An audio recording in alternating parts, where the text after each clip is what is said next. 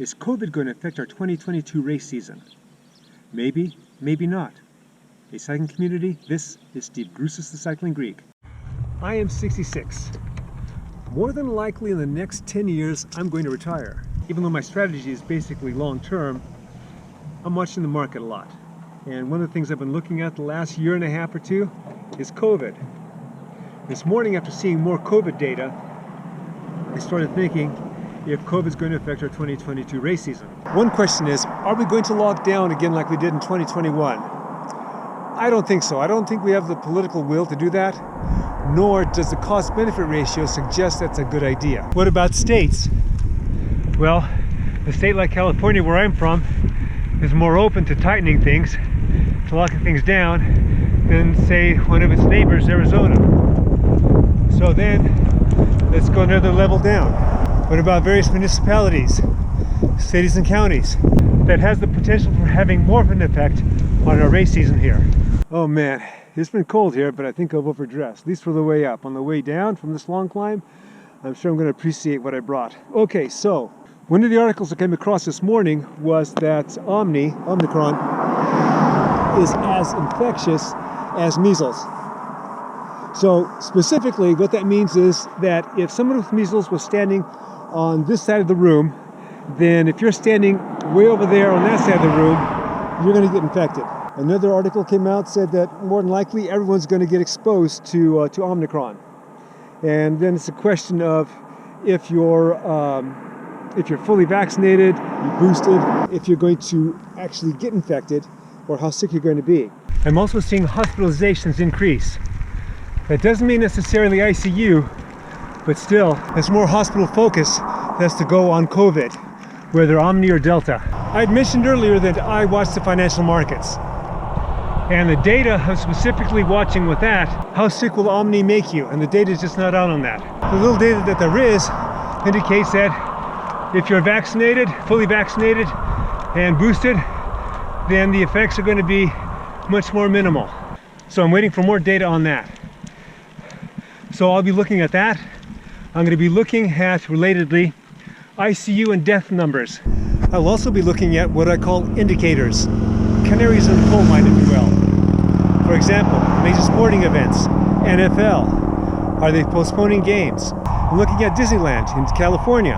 Are they going to make a change in their procedures that will affect the rest of LA County? Then will LA County follow suit? KISS is doing their last tour. I think it's called like the last world tour, something like that. Are they going to have to delay it? Are they going to have to postpone certain events? And I'm also looking at bicycle racing permits.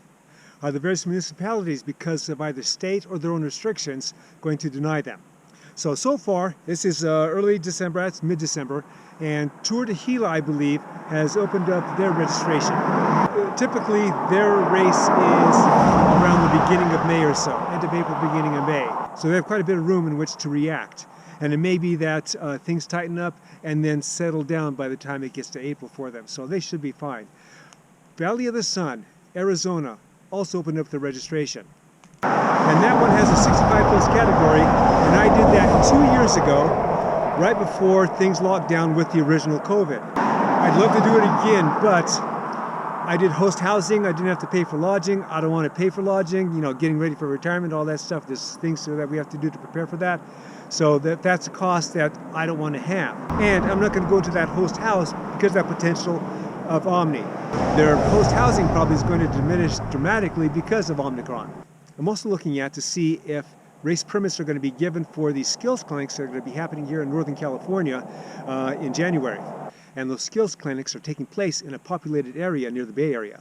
So if those are denied, then I can look at possibly other things being denied. Now we have road races that happen in sparsely populated areas in Central California. So I'm hoping that those will still happen, but it's almost going to be now day by day. So what's that mean for my training? If you've watched my videos, you know I've been focusing on this off season on my 20-minute power and relatedly my FTP. Start off by doing a lot of focus endurance, tempo. Now I'm doing sweet spot, and next month I am looking to do over-unders.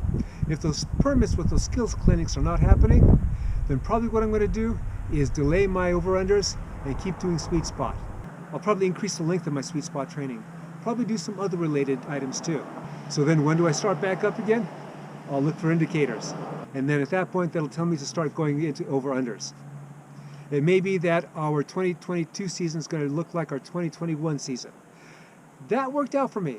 I liked having that compressed season and not having to do a break in the middle and try and time that, because during the break I don't always take a break. So this will eliminate that temptation to do that same thing I always did before.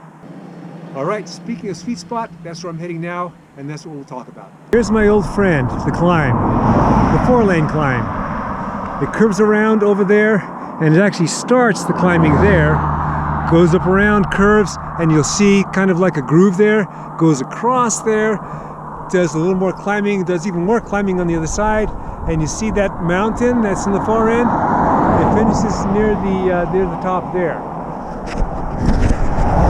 So that is about 2,700 feet of climbing in 8 miles.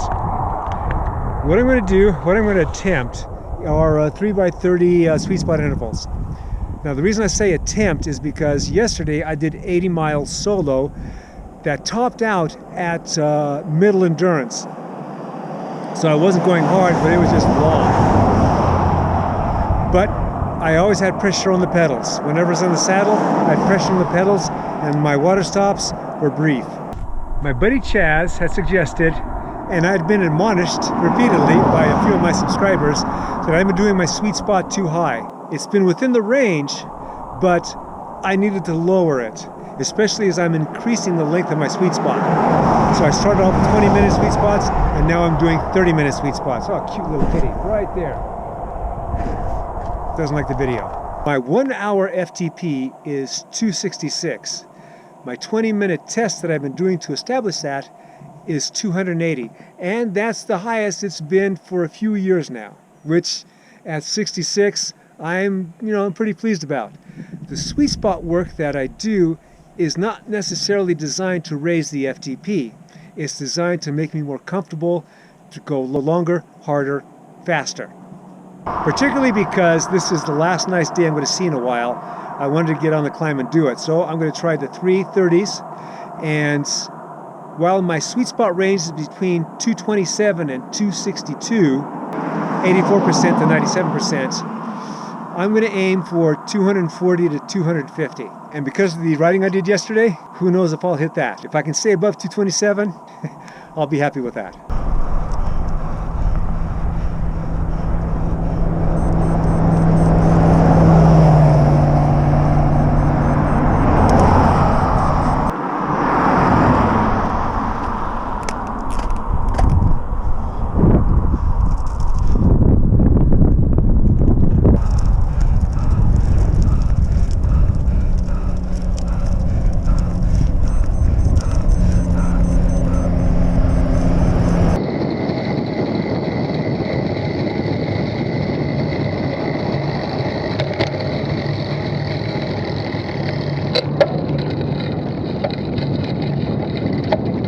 I was about to start my third interval. It was at 3:20, and it would have taken me 40 minutes to do the 30 minutes and then come back, descend back down. And with the time that it took me to get down here, it would have been about 4:40.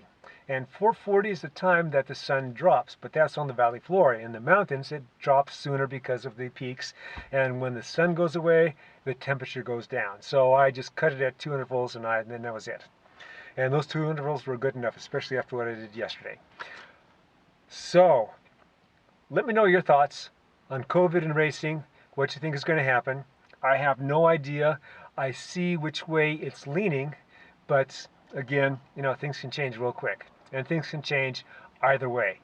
Now, I've been watching the vegan cyclist videos, Train Like a Pretend Pro.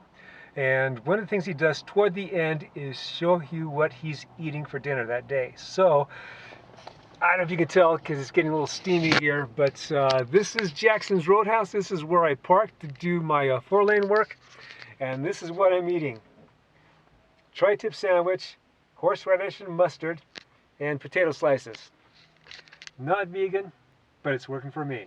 All right, you know the drill because it helps on my channel, and you know it needs help. Comment, like, subscribe. the Cycling Greek.